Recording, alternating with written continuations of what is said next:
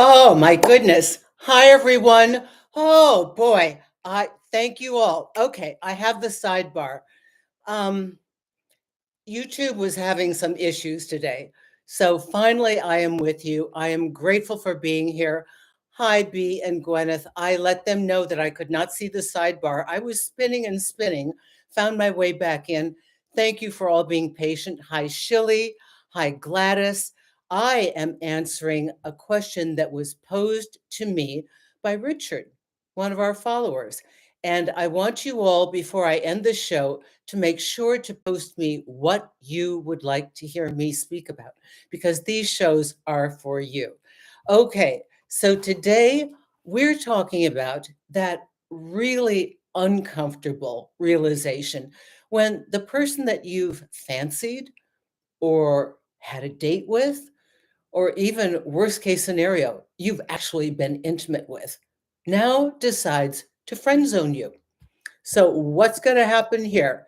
Hi, everyone. Hi, Charlie. So, I hope Richard joins us today because this is his question.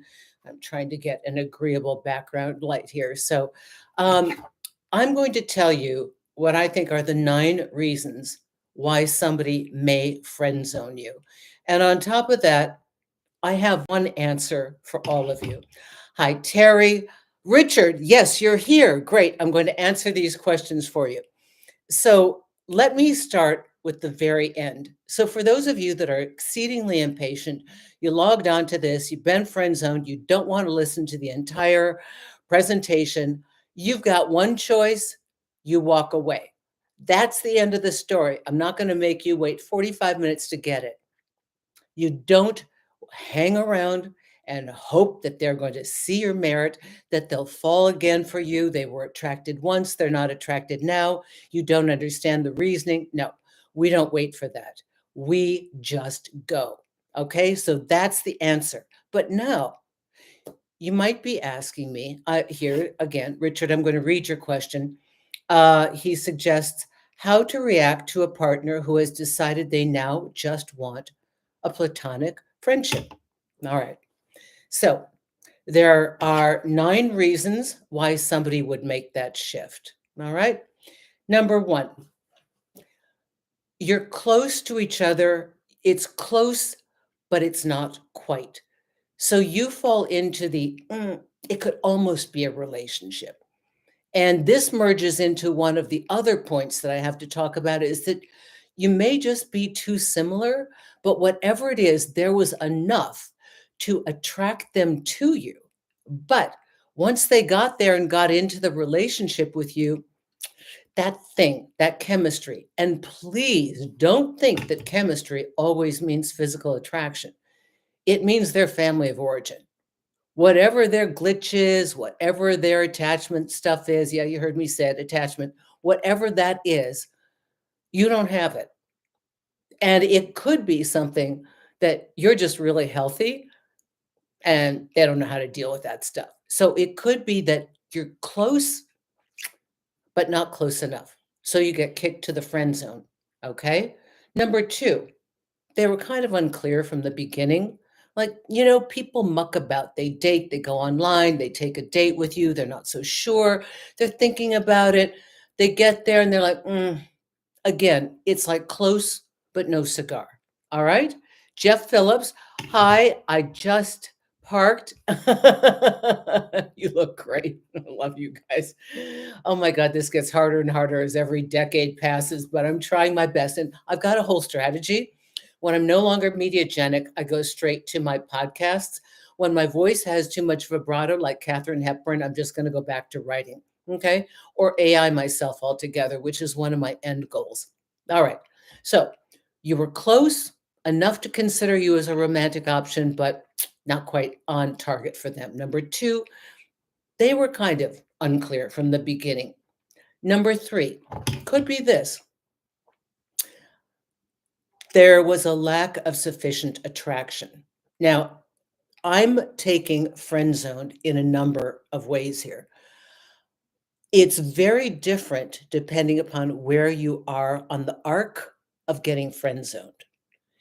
If you fancy someone and you're just starting out and they do a pushback, say, no, I'm not feeling it. They're probably not getting sufficient energetic hooks from you that key into whatever dynamic they need to sort out in their life, or they're just not visually sexually attracted to you. And chemistry is very weird.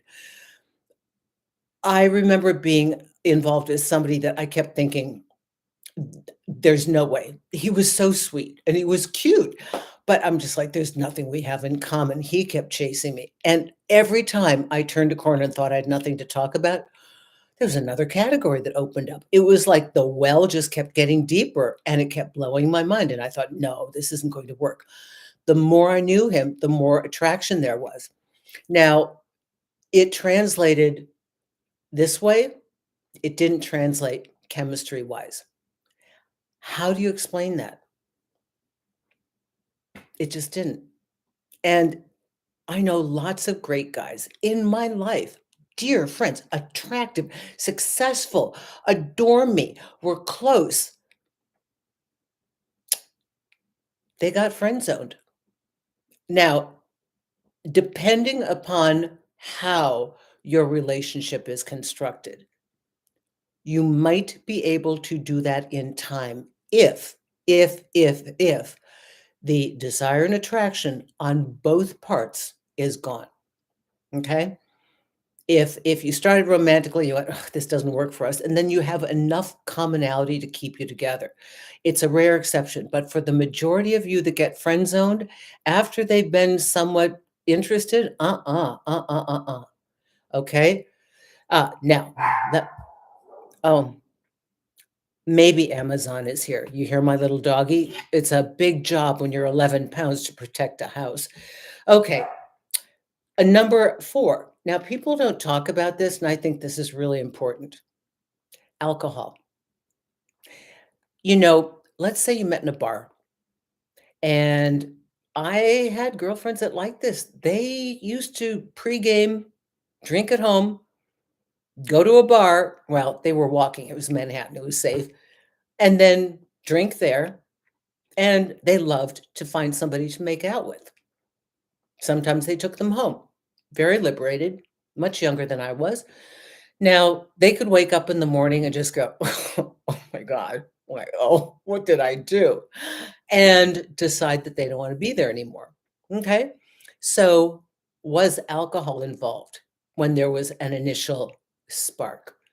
Because it could have been an alcohol or drug induced spark that can't sustain itself. So, I am fully of the belief that many of these hookups that we've been seeing in the last 20 years didn't happen with people that were clean and sober. It was an impulse in the moment, and they wanted to connect with somebody, they wanted to do, but sustainability and forward momentum, absolutely not. All right. Number 5, they could have somebody behind the scenes. You could have met them. They could have even liked you. Maybe you went on a date once or twice. And even though they're not actively involved with this person, they're not over them. I think of the men that I feel badly for today that I went out with to try to get over my ex. When you're trying to get over somebody and it's unworkable. This was mm, a mental health issue. There was no way that this was sustainable. So if you know that there's some reason that you have to break up and leave your partner, but you desperately love them, but you packaged your work and you're trying to go back out there, you're doing the physical movements of getting out there, you're imagining a new future, but your heart is still back there. Somebody could start with you to any degree, from showing interest to flirting to kissing to making out to taking you home to sleeping with you 4 or 5 times and then just stop and want to friend zone you because they can't continue that path. So we never know what's happening in the scenes behind us. Okay, here's another thing. Actually, I don't like that. Well, they like you as a person and they wanted to try to like you romantically. This is a little bit what I touched on with some of my guy friends. There's so much there, but it just for some reason or other, they it's kind of a compliment, but it's an ego crushing compliment. They think so well of you, having experienced you, that they want to retain you as a friend. However, for you, if you are interested in them romantically, this is not a good place to be in, okay? Because you can't be the one that is there on your own, right? So, what we're trying to do is make it safe for you. Number 7, loss of attraction. Now, hmm, I I want you all to, I've said this before, but you all know I'm starting to interview people, yes? And I'm having colleagues. I have about 6 or 7 interviews in the can right now. And I interviewed Ken Reed, and we had a long conversation before the interview. And he's all about attachment theory, and he knows that I think that's BS.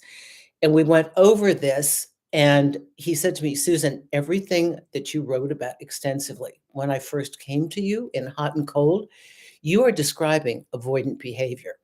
You just didn't use those terms. So I describe the behavior and tell you what to do. He gives you the label and tells you what to do because he's a clinician. So let me frame it this way for those of you that love attachment theory, or for those of you that are just, it is what it is, Susan Winter theory. They can have attraction and lose it because of a number of things inside themselves. They could get to that point where they really like you and their avoidant tendency kicks in. They could get to that point where they really like you. And believe me, this is a real thing. I never thought it was. I've had women, I understand this with guys a little bit more, but I've had middle aged women call me in a client session telling me that they were crazy about this guy and they dumped him and they didn't want to see him again. I'm like, why? And they said, because I liked him. I'm like, what? What are you talking about?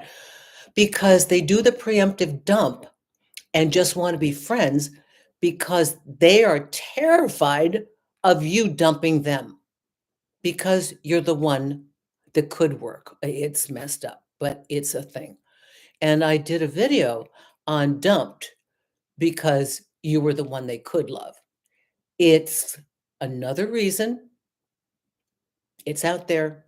So as you're listening to this, maybe you can decide what you think it is in your case. All right.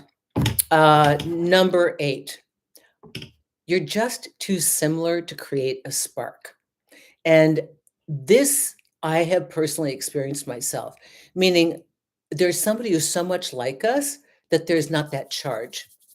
We like them, we think they're great, but it's like dating ourselves. And sometimes when they say opposites attract, there is a certain degree that opposites will attract. There's got to be just enough that's different that you're not bored. If you date somebody who is exactly like you, do you think it's going to be easier? I don't. I think you will be bored. In the beginning, you'll get involved and you'll think that it'll be great, which is why they get involved romantically, or they continue to chat you up online, or they meet you once or twice and have some drinks and have a date and maybe have a kiss. But at the end of the day, they pull back, they like you, they see your value, they don't want to lose you as a person, but they're kind of like, oh, I'm not feeling it. And half the time, they won't tell you why. They're not going to explain it to you. All right. So that's too similar to create a spark. All right. The last one, really sick, really twisted, but we got to say it. They're just trying to control you. They want to test you and see if they can throw you away and you'll beg to come back. A very small percentage of the population, but I have to include the bad actors in this. All right. So the question is, and if you have any questions, please write them for me. So, Richard, do not think that you're losing because you're a good guy. There will be individuals, male and female, straight and gay, who will unite with somebody that they know is a good person. They're stable, they're reliable. What they say is what they mean. They're consistent, they follow through, they're respectful. And to a good number of our population, this appears as weird and odd because all they know is the frantic chase to get somebody to love them. And you appear boring because the person you're working with here is not healthy enough to know how to be attracted to somebody who is consistent.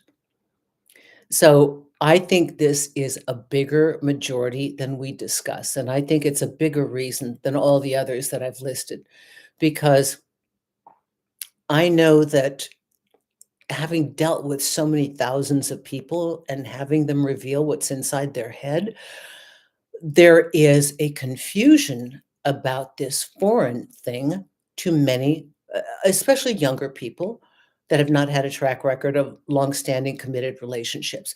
Remember, we have an entire generation, basically the millennials, that don't necessarily know that automatically when somebody is pursuing you, it is for a committed relationship. This is like an option, but not always the case. So they have not had the expectation that this is a normal occurrence, but rather it's abnormal. And when met with a consistency of abnormality and stress and anxiety and all the reactivity that happens in, do they like me? No, they don't like me. Are they with me? No, they're not with me. That mirrors to many people the romantic feelings. They think this is love. They actually think these feelings that I have are called love. It's called anxiety, it's called trauma, but it's a really charged emotion. The fact that they can't sleep at night, the fact that they're checking their phone all the time for validation, it's a whole nother issue that's an inside job. But this won't happen with a stable, grounded person, a nice guy, a nice woman. So they, healthy people, lack a charge.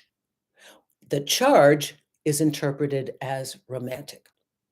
So an unhealthy person will not receive that romantic charge, which is part excitement and part terror. And you're not going to give it to them if you're healthy. But don't change who you are to accommodate their lack of being a suitable partner because they just don't have the skill set yet. And it's not going to get any better if you hang around longer. They're just not there. They have to go through enough trauma to realize, oh my God, that spark, that feeling, that craziness, that's not what I want. Oh my goodness. They have to mature to the point that they realize what stability is and that there is excitement in growth together, right? Not just the acquisition of. So this is a much more mature understanding. So many of you could get friend zoned for this reason. And it's a big reason.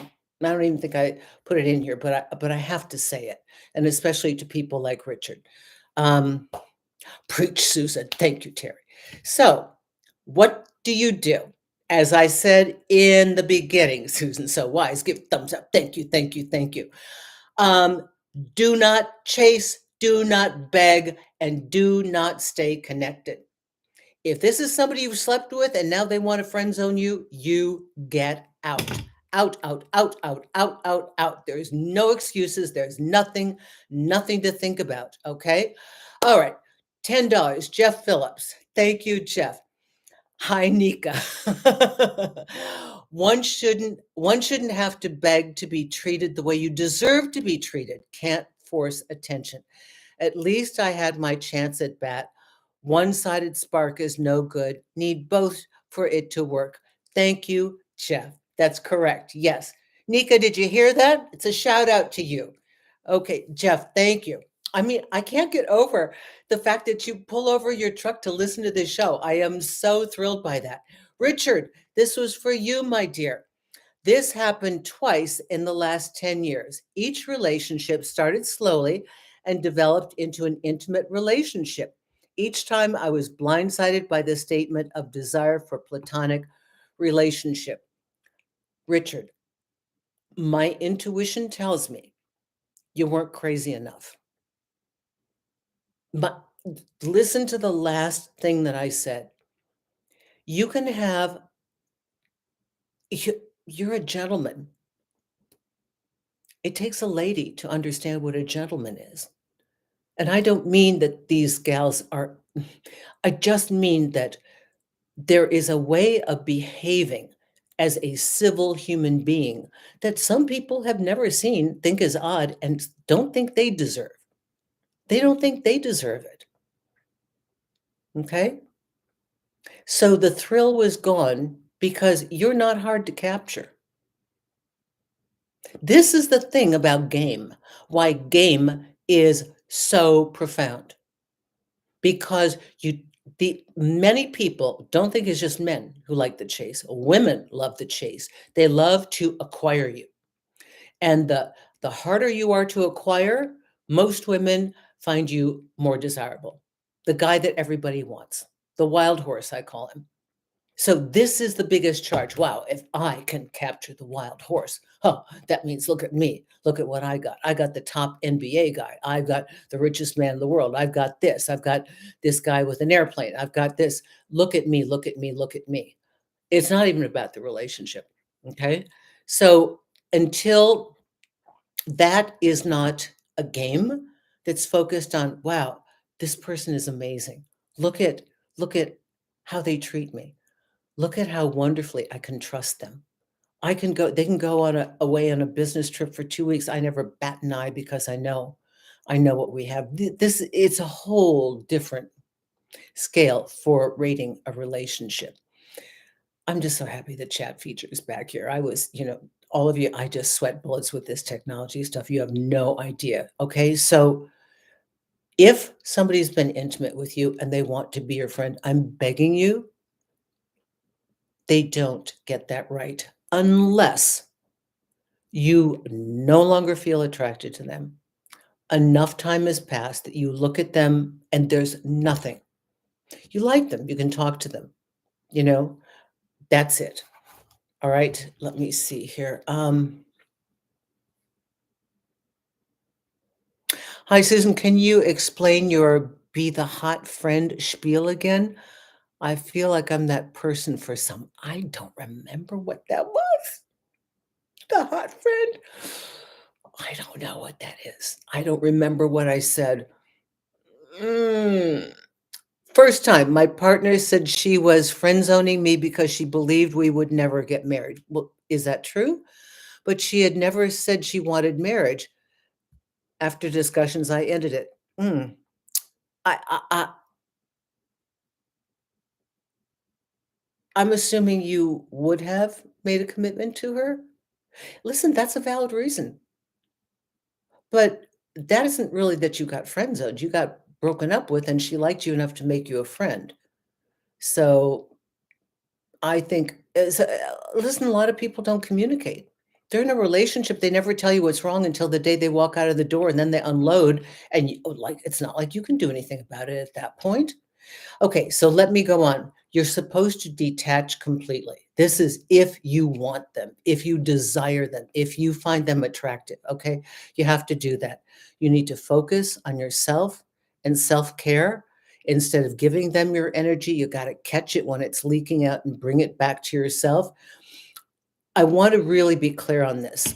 There are two other big discussions here.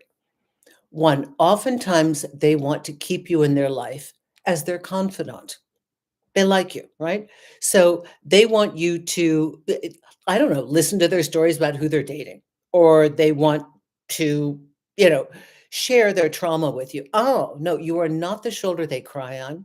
You are not their favorite gay friend. You are not that, okay? You have, you're not wanted as a lover. If it hurts you and you are still attracted to them, you absolutely leave and you say, I can't be there for you. Maybe sometime in the future, but not now. Okay. too often they want to make you their confidant, their helper, their healer. And if you're a really nice person, they don't want to lose you being there to take care of them and help them out. And I've seen so many guys get trapped in this, and women too, okay, but more the men that get trapped in this, and they are constantly trying to, show through acts of service to this woman that they care for her, and that she, look at what you're missing, and wouldn't you love to have me in your life? So it's not going to work. All right. uh I did desire her as a lover and partner, but didn't like to be forced into making an instant decision about marriage. Well, that was something that should have been spoken about. And you have a right to push back and say, wow, we never even had this discussion, and you're assuming we need to talk about this. Okay. Now, let me talk about, there's one exclusion, and I have to be honest because the bulk of my audience are millennials. Okay. Older Gen Z and millennials. Millennials have friend groups. And the friend groups are a unified, very important social clique. And the friend group oftentimes has players that switch back and forth, get involved in something, a little bit too much drinking, too much partying, whatever, maybe a hiking trip together or a camping thing, and everybody's friends. And I don't know, the moon is just right, the sky is just right, and then there's a kiss, and then there's more. And then it doesn't sustain itself. So this is tricky because the need to have the friend group stay intact is paramount, I think, almost more important to some individuals than the relationship itself. So they might give up their desire to go off and heal and stay away because they can't. They'd have to create friction within the friend group if they don't act friendly, and ha ha he he, and yeah, now you're dating Becky. Okay, you slept with me last weekend, but then we said, oopsie, I guess it's not something we want. I think I want to date. So it gets very tricky for people that really love their friend group. And if any of you are having this experience, you will know what I mean, because I've gone through this with some of the younger gals that I've hired.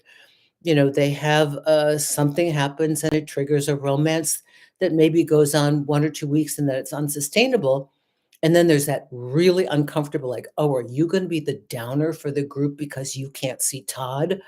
We love Todd. I mean, can you just, like, okay, it happened, get over it? It's a lot to process because it almost excludes you from processing that you need to be separate to heal, to stop desiring, to change your dream and take Todd or Cindy out of it or whatever. And there's no place for you to go to do that unless you leave your group. And then you don't want to be a problem for your group because your group is your support system. So it gets very tricky. And I have to acknowledge that. Okay, now I'm all yours. Okay, anything you want to ask me, please go ahead. Oh, thank you that the super chat is here. I'm very pleased about that. Let's see what we have here. Hi, Jyoti. How are you? A guy I'm dating seems. Okay, we're dying to know. Seems like what? What does he seem like? Okay, keep writing me, everybody. And Mel, I'm sorry, I don't remember what be that hot French spiel again. Are you talking about where we're the wing person helping somebody else? I don't know. I used to go all dressed up with some of my geeky guy friends that, would never get a date, and hold on to their arm and chat them up. And then it was kind of like all the other girls wanted to know who this guy was that I was clinging on to. And he was a friend. Um, so I just need to know what you think about that. Oh, a guy I'm dating seems unstable. He texts me pandering for a fight out of nowhere. Things will be going great, and boom, he'll randomly start an argument, and when I don't react, he flips it on me. Ooh. Well, we understand this is bad behavior. We understand this as an extremely reactive person. This is not relationship material from what you're telling me. There's a lot that's going on in there. Whether it's a narcissist or control freak, it reeks of insecurity because they are trying to control you. When they want to start a fight out of nowhere, they're trying to get away from you. Normally, they've done something wrong, so they flip the script. But when they flip the script like that, that's gaslighting. And I love the way they do something wrong, attack you for having a reaction. I mean, this is just insane. So I'm glad that you're dating. I would get out of this one ASAP, but for yourself, just to gain a little confidence, I would tell him why you are no longer attracted to him or interested in seeing him. Please use those exact words. Please. It'll blow his mind. Because he's trying to control you. So let's do a little right back at him because he needs to feel a little sting so he doesn't do this to you or anybody else. That's not fair. So you stated it very clearly here. And so your statement to this person should be, look, I wanted to like you, but you try and provoke fights out of nowhere. I don't like that. That's not healthy. Two, if something happens that you've done, I get blamed for it and you flip it on me. That's not healthy. So I have just lost all attraction and interest in being here. Just have to be honest with you. I don't play like that. Quiet. He will freak out. He'll either be quiet for so long he won't know, because I have a feeling you're very soft and you don't call people out. He probably thinks you won't notice. I'm so glad you're here with all of us because we will give him a little spanking. People are not allowed to do that stuff. And I'm so glad that you notice it. I am more worried about those people that don't notice it and just think it's called dating. So I'm very, very, very happy that you are seeing this. And I'm very happy that you shared that with all of us. I remember you did a video on the hot friend thing. Could somebody tell me who is the hot friend? I don't remember this. That I was the hot friend or that somebody else was the hot friend. I did a video on the hot friend thing. I don't remember. Susan, you're right. You're on point. Thank you. Okay, good, Jyoti. Okay, you're a savior. Honestly, thank you. Okay, no worries. I'll have to find that video again, but it really helped that clip at the time. If you find it, send it to media@susanwinter.net and let me know, Mel, that this is the hot friend because I don't remember. Am I the hot friend or is somebody else the hot friend? Give me some heads up here. God, I wish this were a two-way chat that we could really talk to each other. Okay, so do you have any questions about anything I've stated? Any questions? I'm going to try to get to most all of the questions that you are asking. I think it's very important. This is for all of you. And I know you had a lot of them. You had manifestation, you had all these other things. Some things that I don't deal with. I'm not qualified to deal with mental health issues. So I'm just going to ask you, please don't, you know, put them my way because I'm not a clinician. So that's a no-go area for me. I think it's unfair for any of us to respond to that. I am the hot friend. And do you want to be involved with them? You're the hot friend. Okay. The life and death of a mad woman. I've told my ex it hurts me when he contacts as if we were friends. Okay, as if we are friends. He really hurt me, but thinks it's okay to message me despite me saying, please leave me alone. Then acts dumbfounded when I say stop. He's pushing your boundaries because he know he can, and this is a boundary issue for you. So this is a you thing that you can correct. So this time it is about you, and good girl. I'm glad that you're coming forward with this. No means no. I remember a guy in college kept asking me out. He was so creepy. And I said no, and he kept asking me. I was very young and very naive, please. And I wasn't interested in him. And after a while, he said 1,000 no's is a yes. And I was like, wow, wow. I actually ended up going out. We actually went into Mexico, believe it or not. I'm just so lucky that now that I think about it, God knows what he was doing, driving into Mexico, what business he had there. We went to a discotheque and I was going to school in San Diego that year. So it was just right across the border. But so at any rate, 1,000 no's is a yes. So boundaries have to be firmly placed. So if they keep doing this, you state it one more time. I'm serious. I'm not comfortable with this. I'm not going to have any contact with you. And then, y- you know, you just put a block on everything. I mean, it sounds childish, but you have to say, you're saying you're not observing or honoring my request. So I am going to block you. So you tell them, say, listen, this feels very immature on your part, but I actually have to block you because you've not honored my request to leave me alone. Yeah, they don't get to take the best of your time, energy, help, healing, and not be there in the way that you wanted them to be. Okay? That's special energy that you give to somebody that deserves it. You're right again. I still have romantic interests, and it's not both ways. Best for me to move on. There is no other play on the game board. There's no other play. Normally, I have a bunch of options. There's no play. This is really clear. Hanging around, yearning for, wanting, thinking about, hoping for, desiring, manifesting, praying, doing affirmations about, blah, blah, blah, blah, blah, blah, blah, keeps them alive in our system. Looking at their social media, all of that stuff, the snooping, it is mental discipline, but it will serve you well because you got to cut off your own toxic supply, which is you putting salt in the wound. Okay.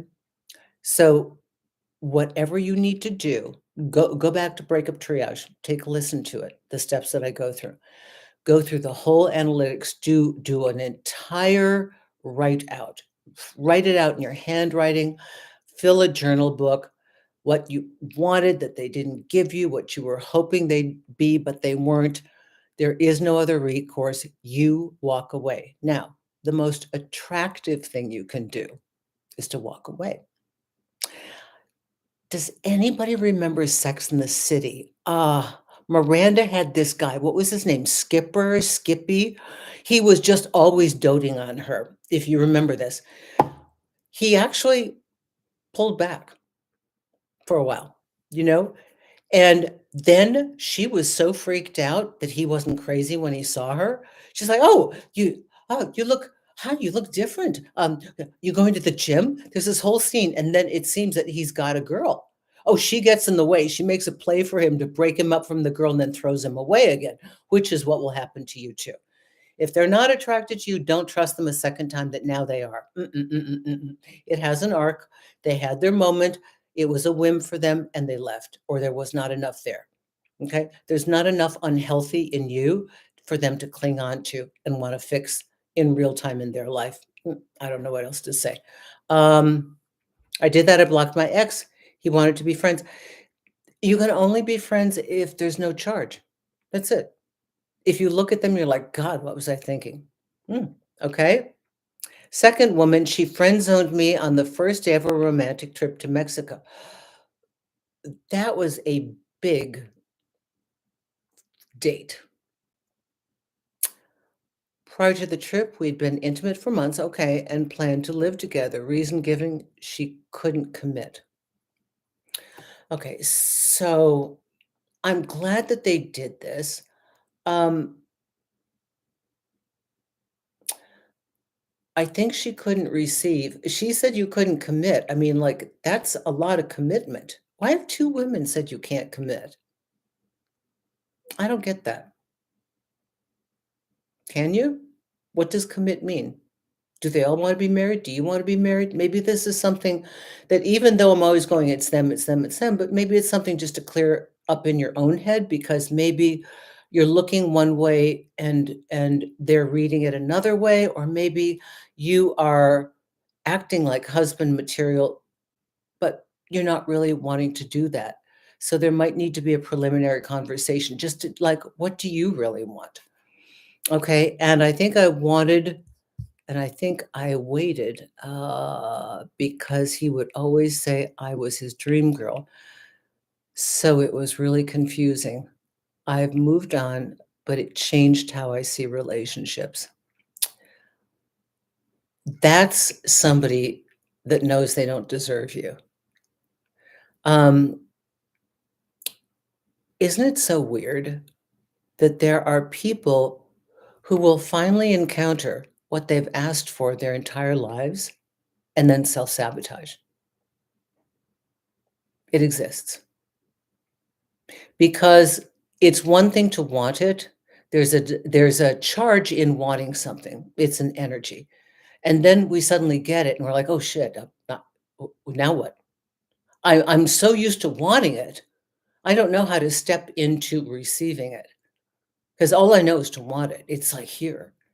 So if you're the dream girl, they did a preemptive dump for fear that you would hurt them in time, that you are the one that they could fall in love with, and then this is out of their control, even though they said they wanted it. Now that it's here, it's a little terrifying. So, evacuate! It's like all the alarms are going off. Uh, she did not want to commit. I was ready to commit. Okay. So you've got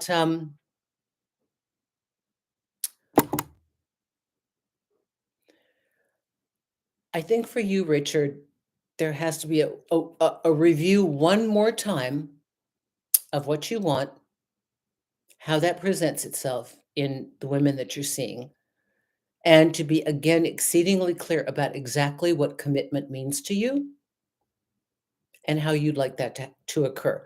Because two women have gotten confused. One didn't want to commit, one did want you to commit. There seems to be some real issue around this. So I'd tune up the language, I think. You are welcome. Life and death of a mad woman. Anyone else today? I have to thank you all, though some of you aren't here today. You know, I do so many interviews. I don't even post all of them. I can't even put them up on my website fast enough. Um, so I want to hit the like button for Susan. Thank you, Erica. I do sometimes, I don't pick the titles. We have a lot of clickbait titles, red flags and Jennifer Aniston's and will Jeff Bezos and Lauren Sanchez make it? And, Lana Del Rey or whatever. God, her, her guy, I don't know, the alligator guy wrote me and told me to mind my own business. They don't even read the articles. So I posted something and the community page is now called Posts and I put my stuff in there in case you want to read it. So I get a ton of press. I get about 10 to 15 requests just out of the blue every single week and I do them. It's good for me. It's good for everything. Um, and so people are misconstruing any kind of political ideology.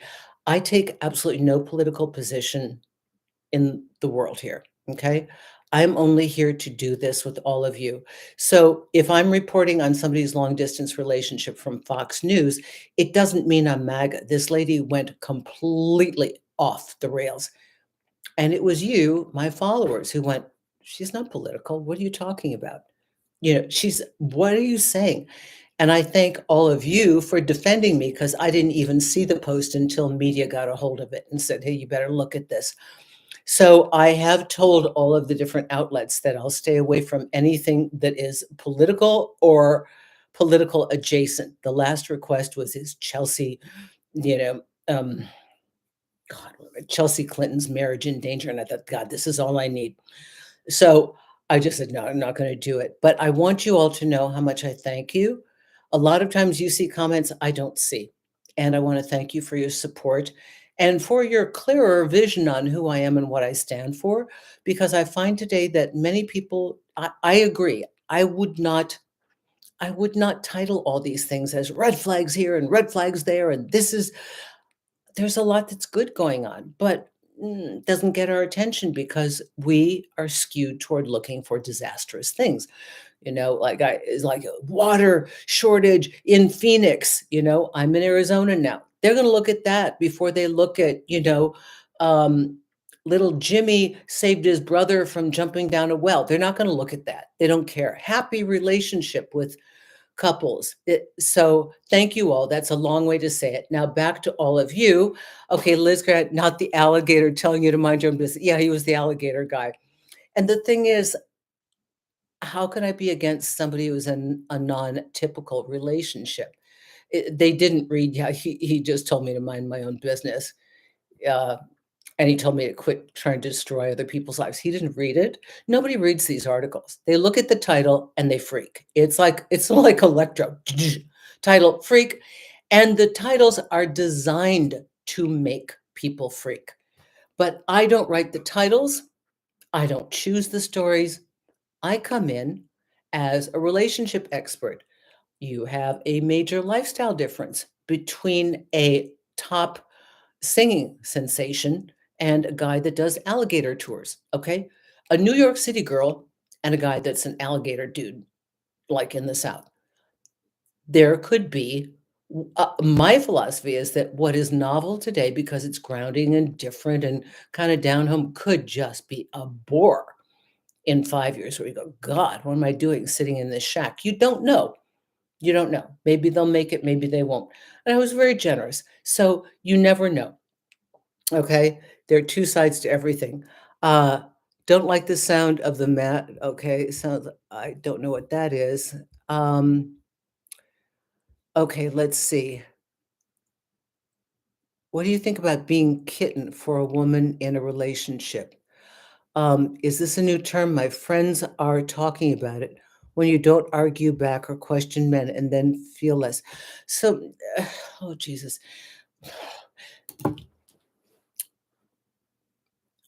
We are going to go through a lot of recalibration.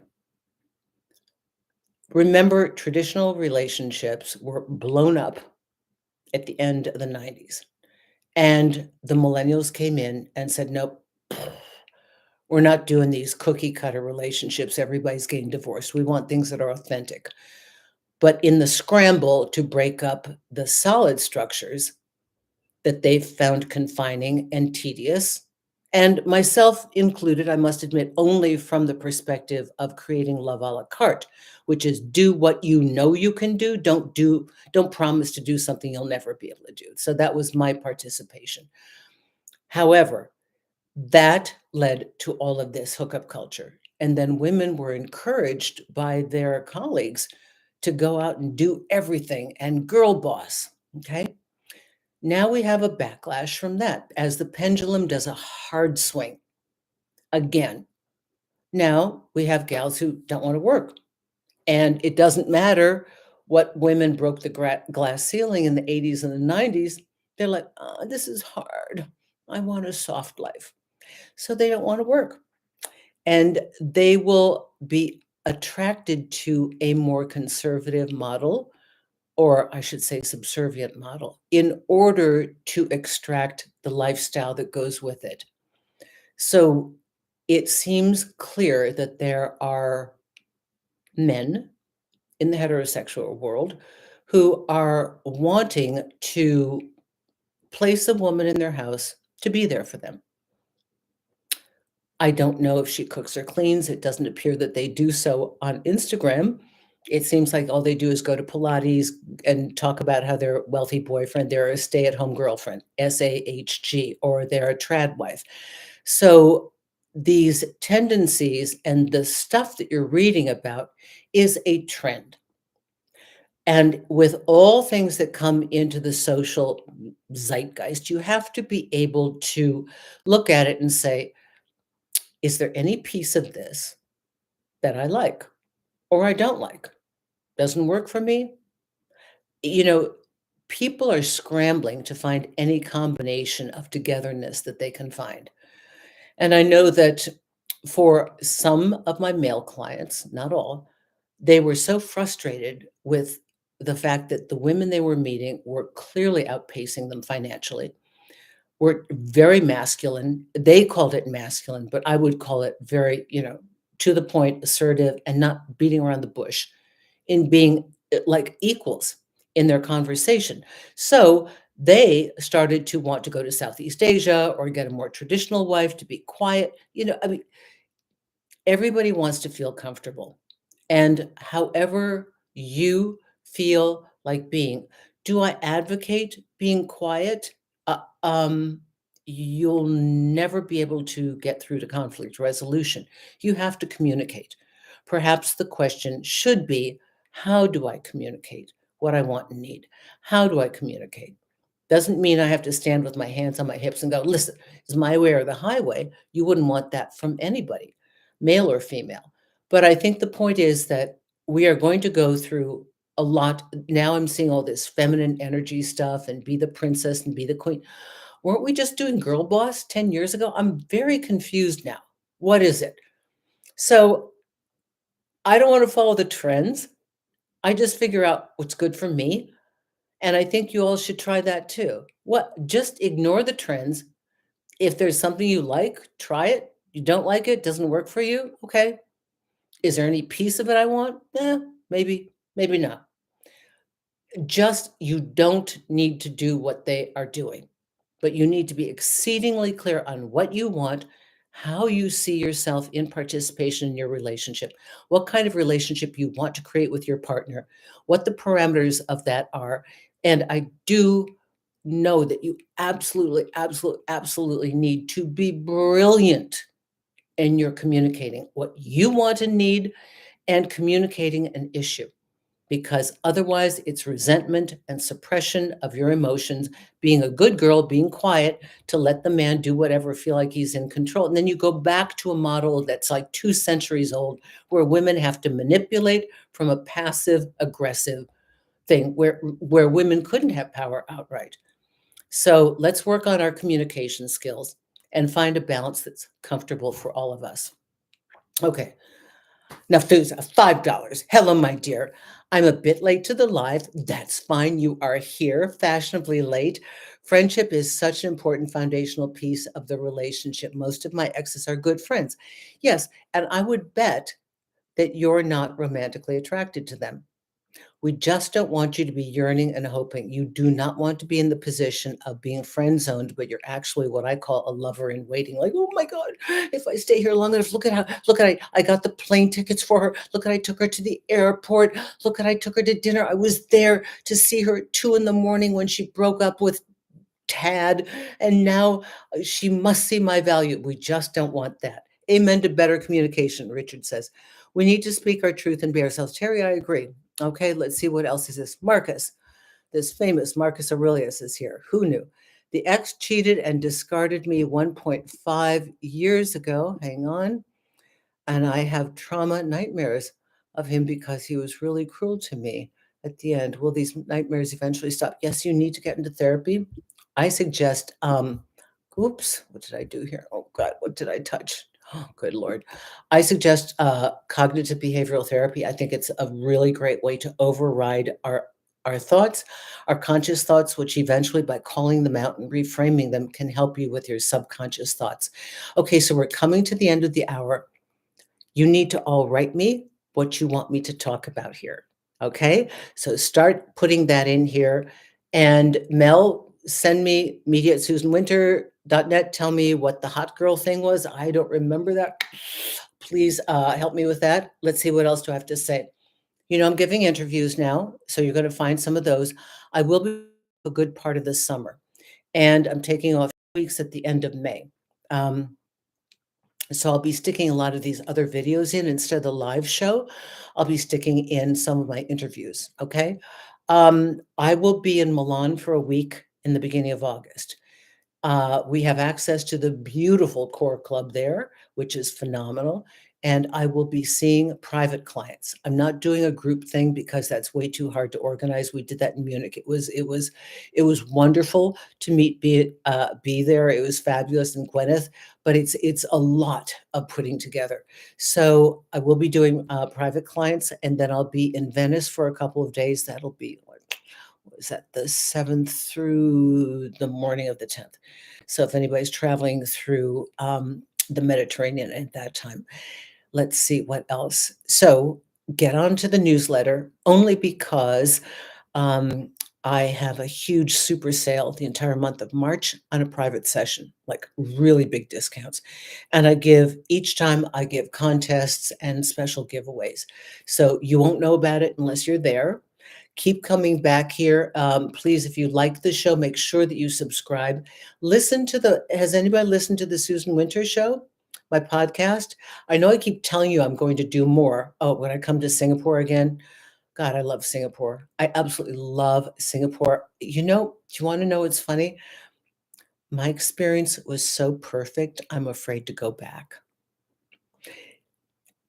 I had, from the time I stepped off the air, the drivers, Josh Simons at 92 Kiss FM. I mean, Joshua Simons. I mean, everybody, my clients were there. Everybody was flying in. I can't even imagine that it would be the same experience twice. And I kind of don't want to go back because it was so perfect. I could never replicate that 2 times in a row. Isn't that funny? But it is truly the gem of Asia, of Southeast Asia. It is the most fabulous, fantastic, and get this, I had 2 weeks of fantastic weather. Everything was like the gods just went, "Susan, you've wanted this for 20 years. We gave you the best experience." But anyway, let's see. Salutes from Estonia. Hey, how are you? Baltic Prince, nice to have you here. I love Venice. Let's see. Thank you for responding to my topic. So let me know what you want to hear. Okay. So please let me know what you'd like to hear. I've been screenshotting everything you write. So I'll be closing out now. B and Gwyneth, thank you. I was in communication with you because YouTube's been very strange today. I don't know what's going on with it. But thank you all for being here. I really enjoy this. Check out the Susan Winters Show. It's on all the streaming platforms. It's a great way to just listen to stuff, one broadcast after the next. And I know I keep saying this, but I've just been so busy, but I'll be doing many of your questions directly there, like direct input that you're not going to see here because I can't get through the hundreds and hundreds of these Q&A things. And I've got them backed up from 2018. People are not even in relationships anymore with the same person, but these are all pertinent conversations. So you're going to see a lot more activity there. Thank you, B and Gwyneth. Thank you, all of my contributors. Please tell me what you want to hear in the upcoming segments, and I will see you next week. Mwah. Thank you, everyone. Bye-bye now.